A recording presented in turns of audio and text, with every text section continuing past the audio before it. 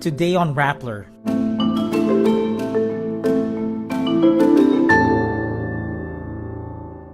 Former lawmaker Zaldy Co accuses Sandro Marcos of inserting more than 50 billion pesos in the national budget.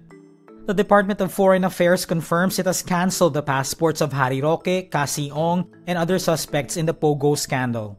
The Bureau of Internal Revenue temporarily suspends all its field audits following allegations of an extortion scheme. Fact check: the Department of Education has not banned Christmas parties in schools. And the Sibugay Wetland Nature Reserve is internationally recognized for migratory bird conservation. Resigned Ako Bicol Representative Zaldy Co claims in a video, presidential son and Ilocos Norte 1st District Representative Sandro Marcos was responsible for 50.9 billion pesos in budget insertions. This comes days after calling Sandro's father, President Ferdinand Marcos Jr., and his uncle, former House Speaker Martin Romualdez, to alleged budget insertions at the Bicameral Conference Committee. Co also claims Sandro threatened to remove him from his post and file multiple cases against him, allegedly because Co could not accommodate an 8 billion peso insertion. Ang dahilan daw, may mga kontraktor na nakapag-advance na sa kanya at dahil hindi na ipasok ang buong halaga, kailangan daw niyang magsauli sa mga yon. Sandro denies the allegations.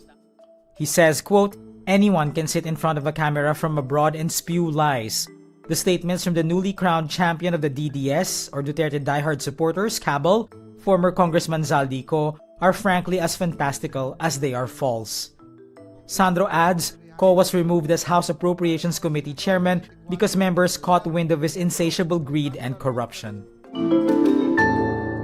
The Department of Foreign Affairs confirms it has canceled the passport of former Duterte spokesperson Roque. This following rumors that he had been arrested in the Netherlands.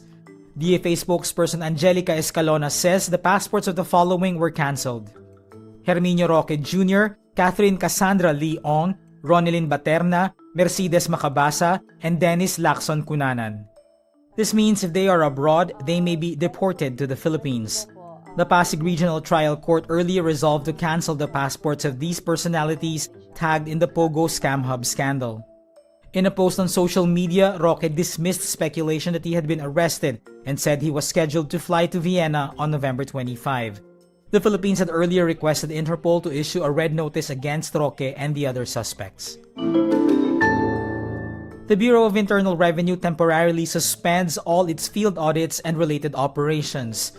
This following calls to investigate an alleged extortion scheme within the agency. BIR Commissioner Charlie Mendoza says the suspension covers the issuance of letters of authority and mission orders. LOAs are formal documents that authorize BIR revenue officers to examine a taxpayer's books of accounts and records for a designated period. Meanwhile, MOs authorize revenue officers to conduct surveillance and inventory-taking activities on business operations.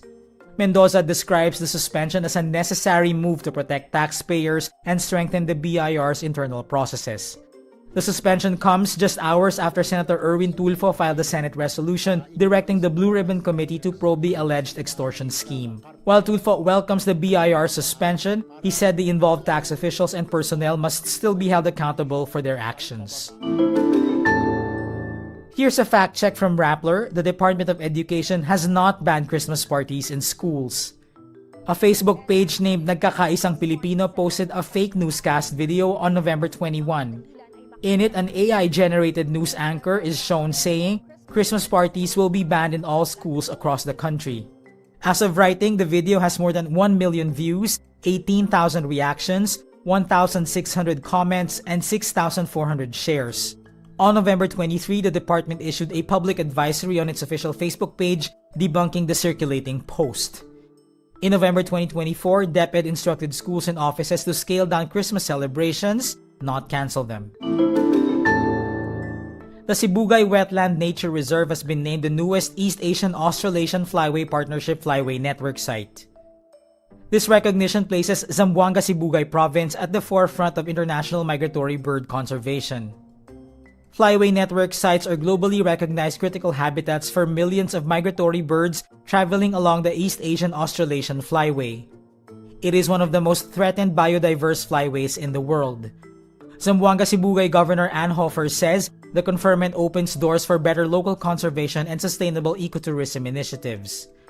Only wetlands that meet strict ecological criteria, such as supporting rare endangered migratory species, are admitted into the network. Before this recognition, the area was designated as a Ramsar site, which means it's covered by the Ramsar Convention, an international treaty for the conservation and sustainable use of wetlands. And that's today's wrap. I'm JC Gotinga. Thank you for watching. Click the link below for the full story. For more updates, download the Rappler app.